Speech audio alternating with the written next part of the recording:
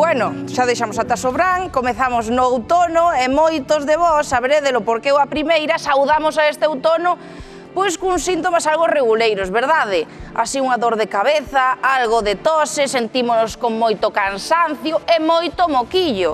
Chega o outono tamén esas síntomas das vías respiratorias, que parece como se fora unha alerxe. Ante estes síntomas que facemos, marchamos á farmacia e mercamos test da COVID pois para ver se temos COVID, se temos gripe A, e iso o que fixeron é aumentar as vendas. E nos últimos 10 días, dende logo que se duplicaron na farmacia as vendas desos test, sobre todo para protexernos nós e para protexer o noso entorno. Eso sí, non subiron tanto as vendas dos antigripais, así que entendemos que os síntomas estes respiratorios que temos son leves. Eso sí, por moi leves que sean, a verdade é que ese moquillo constante é bastante molesto, Adrián. Ai, que razón tes, Rocío. Eu levo 3 semanas con mocos, non sei como os vou quitar. Pero para falar disto e de outras moitas cousas, xa temos con nós o fisioterapeuta Sergio Vega. Moi boas tardes, Sergio. Moi boas tardes. Benvido, Sergio. Estou seguro, Sergio, que ti terás algún consello, algún truquiño para coller menos catarreiras ou polo menos para levalas mellor. Sí, algún teño. Pois veña, vai sacando que nos fan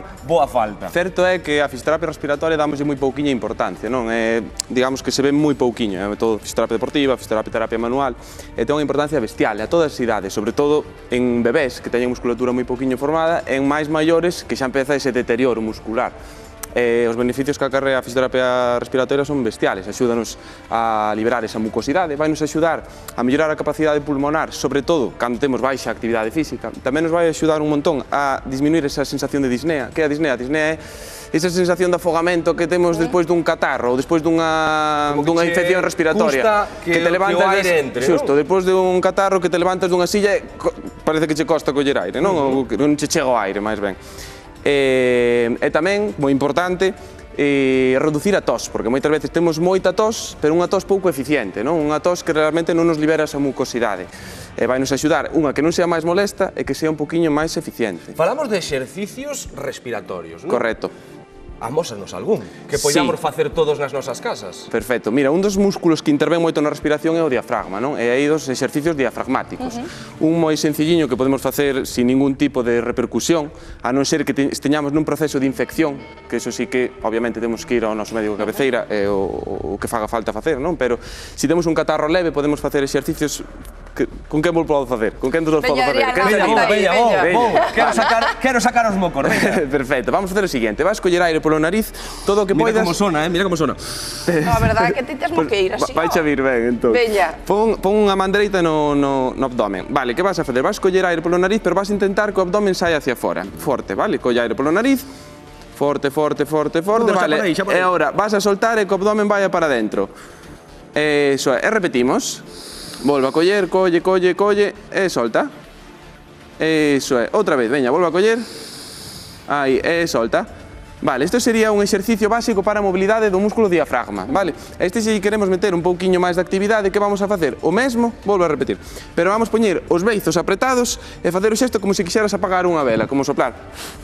Xenerar un pouquiño máis de resistencia ao aire, vale? A hora de soltar o aire, a hora de soltar, vamos coller igual despacio e largo polo nariz e vamos soltar, apretando beizos e xerando un poquinho de resistencia. Eu estou aquí notando todito, porque eso despois eu practico na miña casa. Fai unha máis e digo vos outro moi interesante tamén. Vale, descansa. Moi ben. Isto podémoslo facer unhas 10 veces e repetilo unhas 2 ou 3 ao día. O sea, 10 respiracións e 2 ou 3 veces ao día. Vale. Outro moi importante, que falábamos da tos, é provocar a tos. Pero provocar a tos ben provocada, é dicir, vamos a repetir, colle aire polo nariz e ao soltar aire vas a facer 3 toses controladas. Eso é, aí está, aí sonou algo de moco. Aí sonou. Está xogando con lume, Volvo a facelo, pero máis despacito. Eso é, vas a facer unha cousa, ao coller aire vas a alargar un pouquiño ese momento, vale? Colle polo nariz, soltamos, eso é, funciona. Arranca, que funciona, verdad? Sí. Menos mal que non hai ninguén diante. Arranca a moto.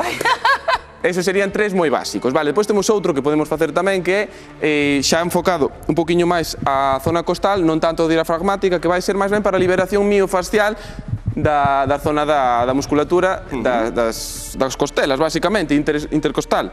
Vale, que vamos a facer? En vez de poñer as mans no vientre, vamos a poñer nas costelas e vamos coller aire tratando de sentir que se abre, sentir esa apertura. Colle aire forte, forte, forte. Ora, vala manter 2 segundos.